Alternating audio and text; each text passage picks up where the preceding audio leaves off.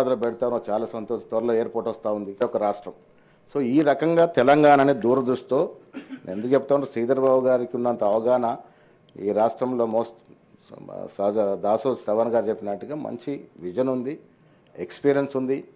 ఇవాళ హైదరాబాద్ సమూలంగా అన్ని రకాలుగా డెవలప్ కావాల్సిన అవసరం ఉంది. హైదరాబాద్తో పాటు అటు మూల ఆదిలాబాద్ కానీ ఇటు మూల కొత్తగూడెం కానీ రకరకాల ప్రాంతాలు రకరకాల అభివృద్ధి చేసుకోవాల్సిన అవసరం ఉంది. ఇన్సెంటివ్స్ ఇస్తూ ఉన్నారు, పాలసీ చేంజ్ చేసి ఇంకా ఇన్సెంటివ్స్ మోర్గా ఇవ్వండి. ఇప్పుడు ఆదిలాబాద్ ఎయిర్పోర్ట్ వస్తుంది, ఆదిలాబాద్లో విపరీతమైన ల్యాండ్ అవైలబిలిటీ ఉంది, ల్యాండ్ బ్యాంక్ ఉంది.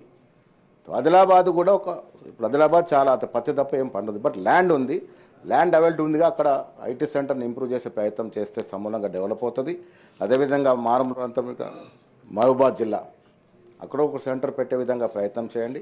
ఐటీఏ కాకుండా మీరు ఐటీ మంత్రి కాకుండా మీరు క్యాబినెట్లో ప్రముఖ స్థానంలో కాబట్టి మిగతా ఇండస్ట్రీస్ కూడా అగ్రికల్చర్ ఇండస్ట్రీ కానీ మిగతా ఇండస్ట్రీస్ కూడా దూర ప్రాంతాలకు వెళ్ళి తీసుకెళ్ళి పెడితే భవిష్యత్తులో ఈ రాష్ట్రం అగ్రగామి రాష్ట్రంగా మిగిలే అవకాశం ఉన్నది.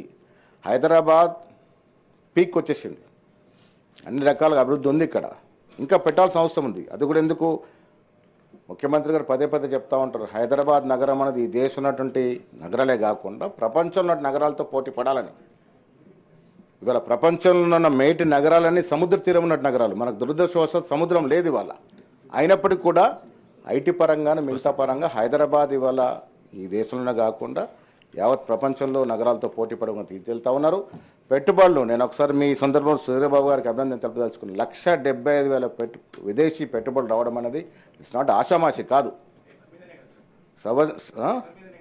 పేపర్ మీద కాదు వచ్చాయండి. మీ ఐటీ బాగా ఇంగ్లీష్ మాట్లాడగలిగినటువంటి ఐటీ మంత్రిని 10 ఏళ్ళ నుండి ఎన్ని వేల కోట్లు తెచ్చారు ఒకసారి చెప్పండి దయచేసి.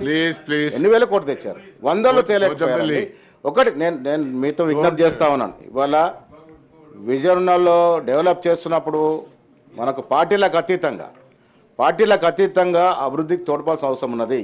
ఎస్, కేసీఆర్ చేసిన పనులు కొన్ని మంచి ఒకటి మేము అప్రిషియేట్ చేసాం, ఇవాళ కూడా చేస్తాం.